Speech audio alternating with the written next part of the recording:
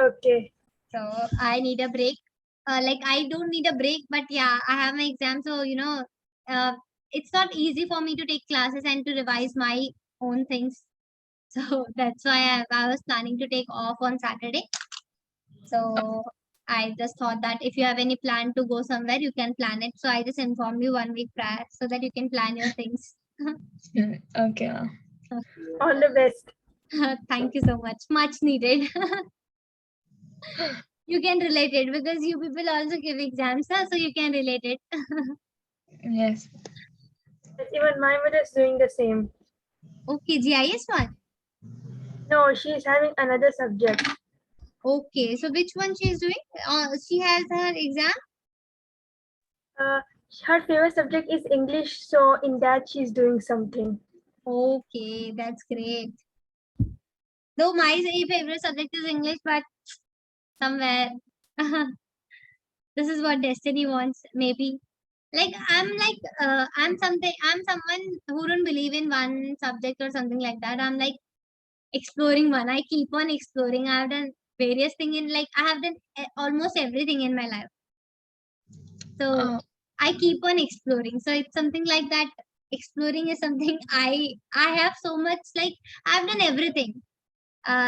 Teaching, internships and all that in various department, HR and this and this, that and that, so many things. So it's like exploring. If you can explore, it's very good. But yeah, tiring one also. Even I think of exploring, but not in books, but in real world. Okay, Going to yeah. different places A real world is basically, someday once if I you'll get be like, money. yeah. So this is what like when I was in school, like I passed out. Then I came to my college. There I started exploring. Doing internships in various departments, relating being a counselor and being being the face of the college and be like in various department I enrolled myself and doing internship, and there used to like internship you used to earn. So there I started earning. So at that moment you used to feel so proud, when you are earning the first salary and all that. We feel so good. So I explored in various departments. So once you are done with your schooling, now you'll be entering your college. So you'll get lot of opportunity to explore. So never miss that because that's the stage where you feel like that most of the students they feel like studies are something that will help them to grow. No, it's nothing like that. It's like exploring because at the end, when you'll go for a job, they'll be asking you how much experience you have. They won't be asking how much you got in 12th or in your college. No, they will be just asking you how much experience you have. So, in the 3 years or the 4 years of your college, just explore as much as you can. So that after the college, you have lots of opportunity. Because of course, the person who is coming as a fresher and the person who has done various internship, the first priority will be the one who has done the internship. So after 12th, you will get lots of Freshers opportunity. take less money. Sorry. Yeah, Freshers freshers. don't take Yeah. that much salary. Yeah, that's why. So after college, if you want a good salary and in good like if you want that, you should be the priority of that company, your dream company maybe. So yes, you should go Inshallah. for it. So best of luck, students. Real life will start in schooling. Everything is bounded. Like you people are here, teacher will be coming teaching you. That's it. But after your schooling, real world, like you feel like oh my god, you have so much things to do, traveling and all that, exploring things, doing, even you have to make notes on your own. Teacher will come, she'll just give lecture, that's it. Everything, it's your headache whether you have notes, it's your headache you have the material or not. For example, you cannot blame your teacher that ma'am didn't taught us this and this came in exam. No, nobody is responsible, you are responsible for yourself. Whether you are coming, whether you are sleeping, I don't know about your country, but in India, like talking about Delhi University, one of the you can say best university, and the prestigious one as well. So in that, it's not like nobody will be forcing you or nobody will be asking you that okay we want 100 or 100 from you. Nobody will. It's you. If you want to grow, you can. If you don't want to grow, it's your choice. So be ready. First, score well in your boards, and after that, life is all yours. How you're going to mold it, it's depend on you and your hard work. So never feel like that you are something who are working hard. There are people who are working, 20 hours in a day, even 18 days. Even you won't believe I am young. Like in Learnivio, I'm the youngest one. And even today itself, I work 18 hours in a day. So it's not about that, praising someone, or it's not about that. Okay, I'm not asking you to work for 18 hours, but I'm just asking you not to waste your time. Just try to gain experience from wherever you can, so that after college you don't have what to do, where to go.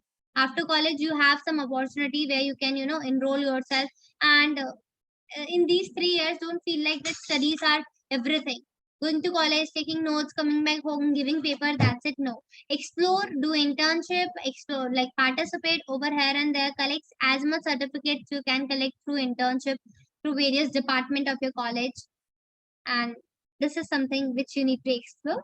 That's it. And this much from my side, but I hope you people are smart enough to utilize your time.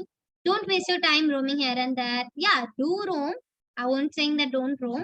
You do roam, explore even good restaurants and good places where you can click photographs and all that. But yeah, the priority should be your career. Okay. Okay, ma'am. Yes, ma'am. Too much knowledge in a day. Hello, Madhi. How are you?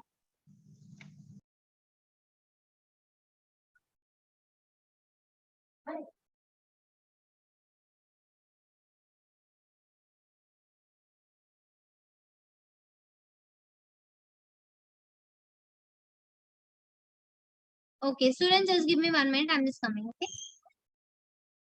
Okay, ma'am.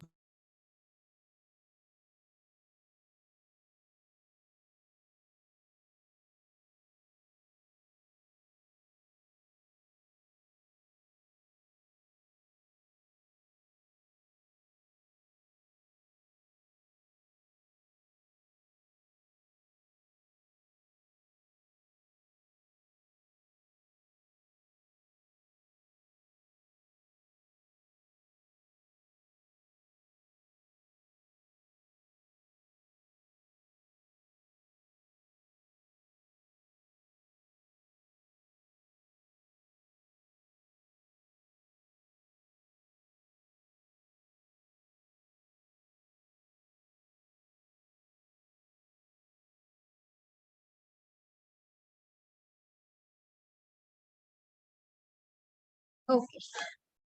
Okay. So what we were doing, we have to start. We were doing this like types of land reform implemented in the agriculture sector, right? Yes.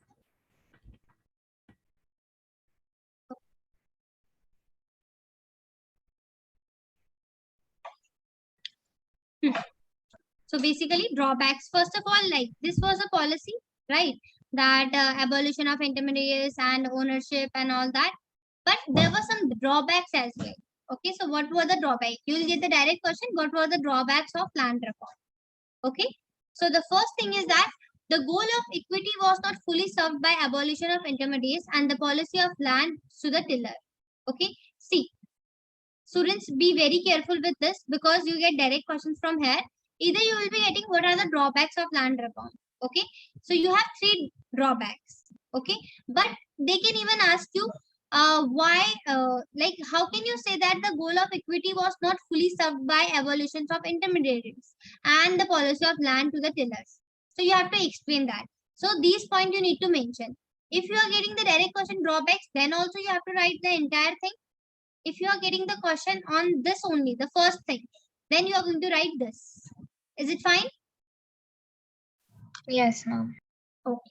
So drawback, the first drawback was the goal of equity was not fully served by abolition of NSC. Why government abolished the intermediaries like the zamindars and all that, and why government introduced the policy of land to the tiller just to bring equity, right? But still, the equity, like you can see, there was no equity. Equity means equalness. Okay. First, in some area, the farmer means for ex-zamindars. Okay. Continue to own large area of land by making use of some loopholes in the legislation. So basically, what they were doing, for example, I am the zamindar. I have this land. So what I was doing, I was telling that this is not mine. This is of my the person who is working in my field. So somewhere I am creating loopholes. Loophole means like some corruption in the legislation. Okay. Next, there were cases where tenants were evicted and the landowners claimed to be self-cultivated, claiming ownership of the land. So what was the second thing? That land, the ownership of the land to the tiller. So if you are working in this land, so this land will belong to you. So what people were doing earlier, for example, I am the rich man. So I have 4 or 5 people who are working in my land. But now when this policy came, I said, no, nobody works on my land. It's me only who is working in my land, on my land. That's why this property belongs to me. Okay, this is what people were doing. So there were cases where tenants were evicted. Means tenants will throw out. Like they were like, these people don't belong, so they never work for us, like this. And the landowner claimed to be self-cultivator, like they claim that we never hired tenants, we are the one who do self-cultivation, right? Next, even when the tillers got ownership of the land, the poorest of agricultural labor such as sharecroppers and landless laborers did not benefit from the land reform. Though the people, the tillers means the peasant who got the ownership of the land. Among them, there are lots of people who works on land. Like there are farmers, then there are sharecroppers, there are landless laborers. There are lots of people. So the people who used to work over land, the higher people, they got the benefit. But the people who are poor enough, like the small sharecroppers and the landless labor, they didn't get any benefit. Right? Clear?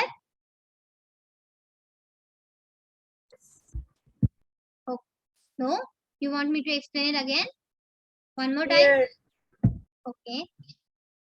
Sana, Nadi. One more time, ma'am. Okay. See, first thing is drawback of landform. So, ma'am, what was the drawback of landform? First, we will understand what we did in like when we introduced landform. What was the thing? First, government abolished all the intermediaries. Like there will be no zamindar, nothing. Okay.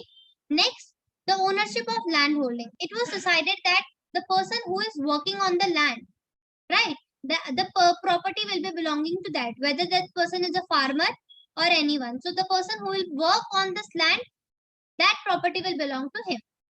Next, land ceiling was there, that maximum number of land you can have this much, not more than that. Okay. So why all this was done? Just to bring equity. Okay, just to bring equality over there, all this land reform was introduced. Okay.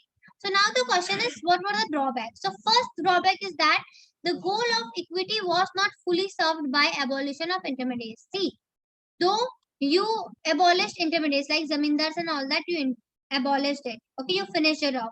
Plus, you also introduced the policy of land to the tillers. But still, the goal of equity was not fully served, means fully attainable, right? So how can you say that it was not fully attainable? First is that in some areas, the farmer means ex-zamindars, like earlier who were the zamindar, they continue to own large areas of land by making use of some loopholes in the legislature. See, it was said that and there is no zamindar, nothing, right? But still, these zamindars continue to have large areas of land. How they were continuing? Because they used to do corruption with the legislation. For example, if the police administration is there, I gave him 100 rupees and I said, this is my land, but please don't tell it to anyone. I'm the zamindar, I'll be controlling over this land, please don't tell it to anyone. So what will happen? So loopholes. Loopholes means I'm creating holes in the legislation. Okay. Yes, Next, there were cases where tenants were evicted and the landowners claimed that to be self-cultivators, claiming ownership of the land. Right? So basically, this was the case that tenants were evicted. Tenants like the small farmers, they were working, and then the policy came, that policy of land to the tillers. Like the person who will be working, the land will be belonging to that. So what the landowners, what they did, they said, no, these person don't belong to our farms. They don't work over here. We are self-cultivator. We are the one who are working on our lands. These people are not working. So they evicted, they removed the people from their farms. Okay. Third, even when the tiller got ownership of the land, some tillers got ownership of the land, but the poorest of the poorest means the poor, the last one, such as sharecroppers and landlords, they didn't get any benefit from the land reform. Okay, so that's why you can say that goal of equity was not attainable. Okay, Yes, ma'am. okay, and now it's clear. Yes, ma'am. Okay, now okay, so just a minute.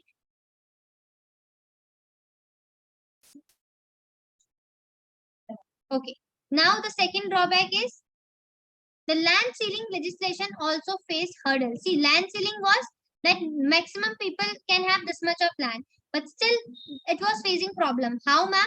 The big landlords challenged the legislation in the court, delaying its implementation. Implementations, they used to delay to register their lands in names of the close relatives, thereby escaping from the legislation. Now, this is very important. See, what happened, for example, this is the statement that from tomorrow land ceiling will be there. So now the people, what they did, that if from tomorrow it will happen that the people who will have large number of land, government will be keeping that land, right? But these people were the rich people, they were very clever. So what they did, they challenged this. So when they challenge this, then this will go to the court and there will be hearing. It will almost take 1 to 2 months to clear it, whether the law should imply or whether the law should not imply, right? So they were challenged. And within this time period, for 1 to 2 months, what they did, they transferred their land on the names of their close relatives. For example, this person, he has 2 lands. So what he did, he transferred one land on his maybe paternal uncle names. That okay, this land belongs to my uncle, not to me. Clear? Yes, ma'am. Okay. So land ceiling also was facing issue. Why? Because the big landlords, they challenged the legislation. Because of that, it delayed. And within that time period, what they do, they registered their land to close relatives. That's why they, after that, that implemented, and they somewhere saw that we have only one land. Okay, this was clear. Next, the legislation also had lot of loopholes which were exploited by the big land. Here also, for example, I'm very rich, right? And I have 3 lands, and according to government, I can only have 1 land. The policeman came to me that why you have 2 extra lands. So I said, take this 100 rupees and let me own these 2 lands. So he said, okay. So again, lot of loopholes. So somewhere you are creating holes in your economy, right? Clear? Yes, ma'am. Okay. And okay, these 2 things. And third one is that basically what happened, these land reform were only successful in few states like Kerala and West Bengal, because these states government were committed to the policy of land to the tillers. Unfortunately, other states did not have the same level of commitment, and vast inequality in land holding continued till today. So basically what happens, see, in India you have 29 states. Out of 29, only it was successful in only 2 states. So it is a negative point now. What about the other 27 states? Right? So, and unfortunately, other states did not have the same level of commitment, and vast inequality was there in land holding. Okay, so because of this, other states did not enjoy the successfulness of land reform. Only 2 states out of 29 they enjoyed this. Clear? So what were the drawbacks? The first drawback was that goal of equity was not attainable through these 2 policies. Second, ma'am, land ceiling was also facing issues because of this. And third, ma'am, the land reform were only successful in few states, not in all over the India. Clear? Yes, ma'am. Okay. Clear. Okay, so you will write it down first. I'll just erase it. You're going to write it down. Drawbacks of land reform, and then first, and then this point you can write it like this: dot dot dot. Second, dot dot, and third. It's very much clear.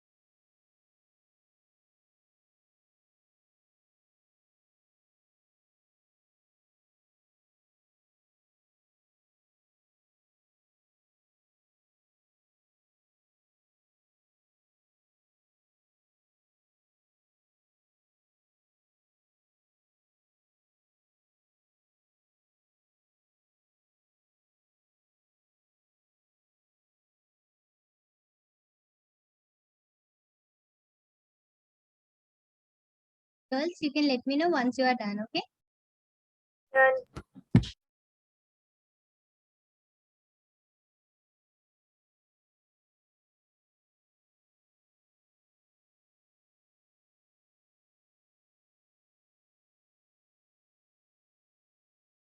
Done, ma'am. Oh, good. Okay. Now coming to the next very important topic is basically green revolution. Okay. So ma'am, what is green revolution? See, if you want to improve your agriculture sector, you need to introduce some good points, right? So green revolution was one of them. Okay. So ma'am, first, what is green revolution? The green revolution refers to large increase in production of food grains resulting from the use of high yielding variety seeds, especially for wheat and rice. See, if you want to increase the production, right, you need good seeds. If you will use good seeds, your production will be increased, right? So green revolution means green revolution refers to large increase in production of food grains. Okay, and how you will increase the production of food grains? By using high yielding variety seeds, and especially for which crop? Which for wheat and rice. Clear? Yes, ma'am. Okay. And next, ma'am, what are HYV seeds? So HYV seeds are high yielding variety seeds, are seeds of better quality than normal quality. See, we have different type of good quality and bad quality. So these are normal quality. If you are using high quality seeds, they are known as high yielding variety seeds. Okay. Yes, ma'am. So the produce from these seeds is more compared to the normal seeds. So for example, if you will use normal seeds, for example, you are able to produce 10 kg. But if you will use HYV seeds, then you can produce 10 kg. You can increase your produce. Okay, produce is basically the production. How much you are producing. Okay. Okay. Okay. So first of all, you will write hashtag green revolution. Then the definition till here, green revolution. Then a point where you will write HYV seeds till here. Okay. Yes, ma'am. Okay.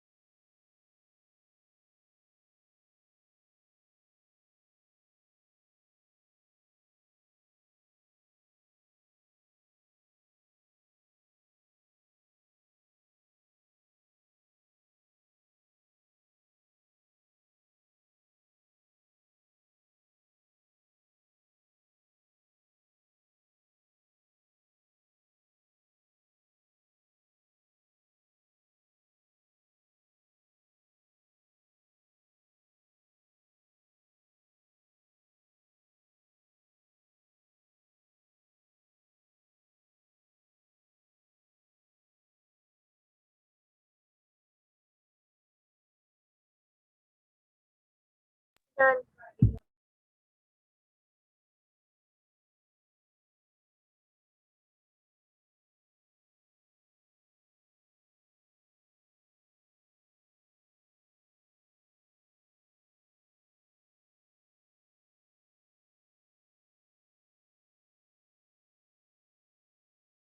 Mom, we should write the HYV seeds also, that point.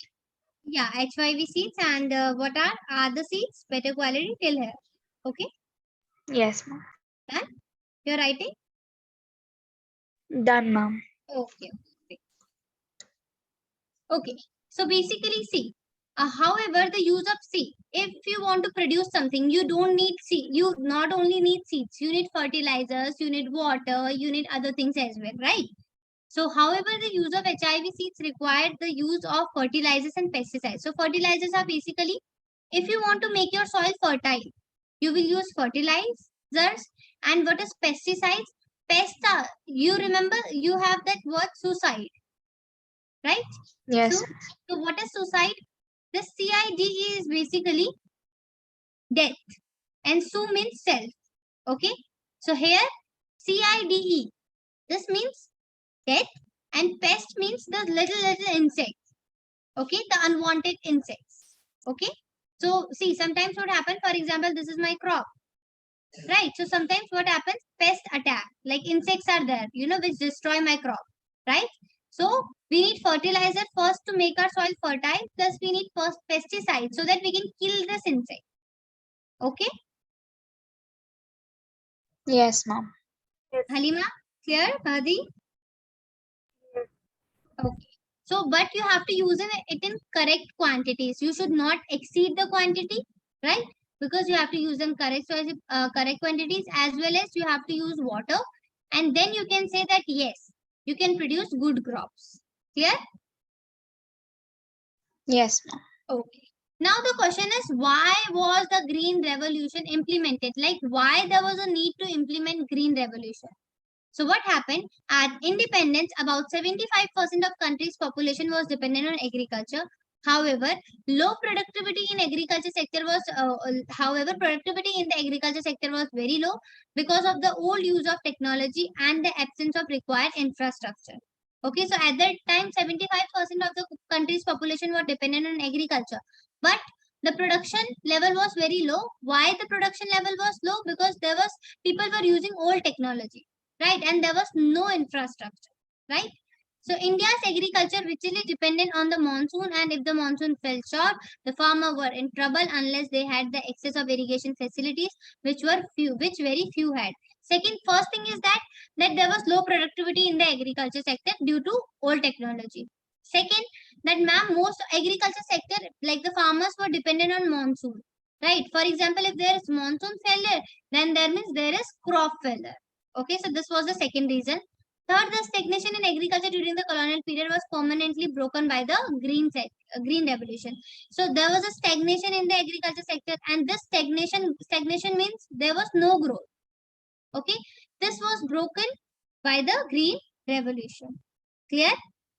Yes, ma'am. So now the question is, ma'am, why was Green Revolution implemented? So answer will be, first, low productivity in the agriculture sector. Okay, low productivity in agriculture sector because of use of old technology.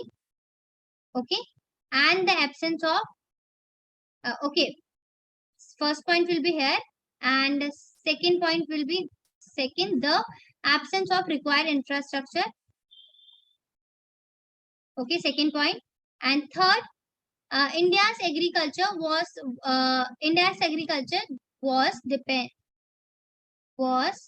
dependent on monsoon.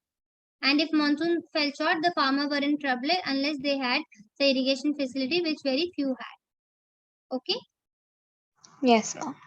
So first point, ma'am, because there was low productivity. Second, that there was absence of required infrastructure. Third, that most of the agriculture sector, they were dependent on monsoon, and if monsoon fell short, farmers had to face issue, and because they had no irrigation facility. Irrigation facility is basically water supplying to the crops.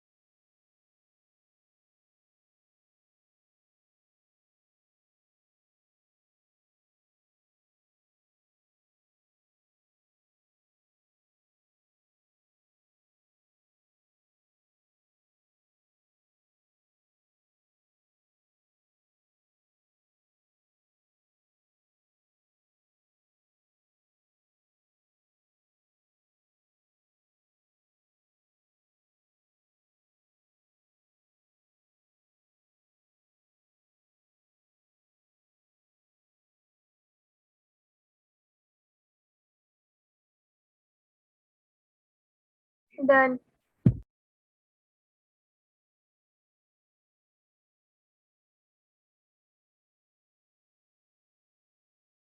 Done, ma'am. Oh, good. Now, basically, what was happening? See, now we used HYV seeds. Now, India was producing a good amount of crops and all that. Okay. So, what was happening? For example, I have 4 people in my country. So, out of, for example, I am producing 5 kg, right? So, out of 5 kg, 4 kg, these people were consuming. Only 1 kg was being exported, right? So, if this will continue, then you'll never get a benefit, right? If you will come, for example, you are a chocolate owner. Okay, you produce chocolate. Sorry, you produce chocolate, and out of 10 chocolate, you eat 8 chocolate. Then what is the benefit you will be getting? You will be getting no benefit, right? So similarly, this was happening with India. Whatever farmers were producing, they were using it for their own consumption instead of selling it. So that's why there was no contribution in the economy. Okay, so we'll Yes. just read it.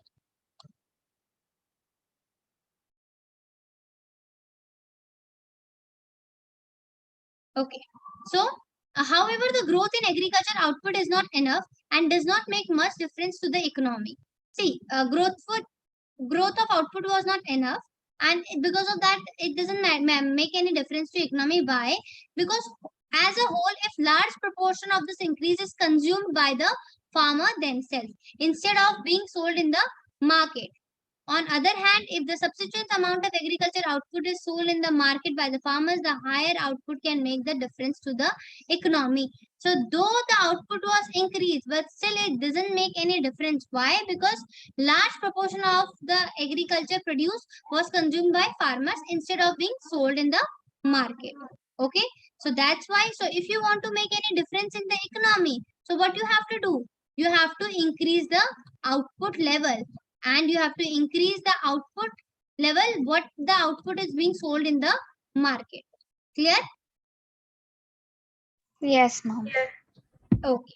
Now the next thing is that, ma'am, what is marketable or marketed surplus? Surplus means extra. Okay. So for example, if you have 10 kg sugar with you, and in your family you have 5 members, so 5 you will be using and 5 you will be selling. Why? Because first you will satisfy your need, only then you will sell. Okay. So surplus means the extra amount of whatever amount you are producing, the extra of that amount you are going to sell it, right? That is surplus. So ma'am, what is marketed or marketable surplus? The portion of agriculture produce which is sold in the market by the farmer is called marketed or marketable surplus. So you will put a point like this. First you will write marketable surplus and then you will write the definition. Clear? Um. Oh. Okay.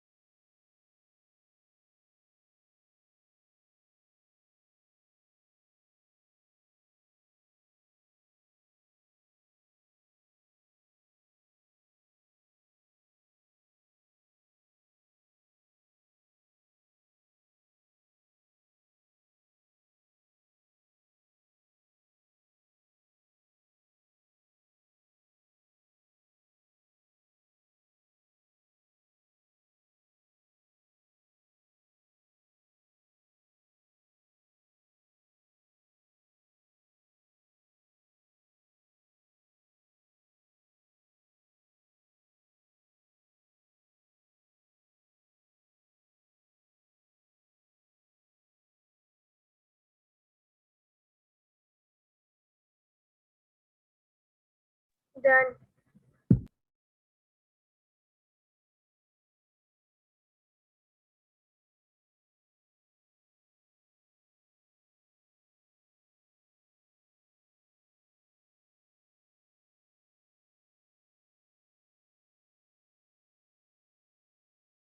Done, ma'am.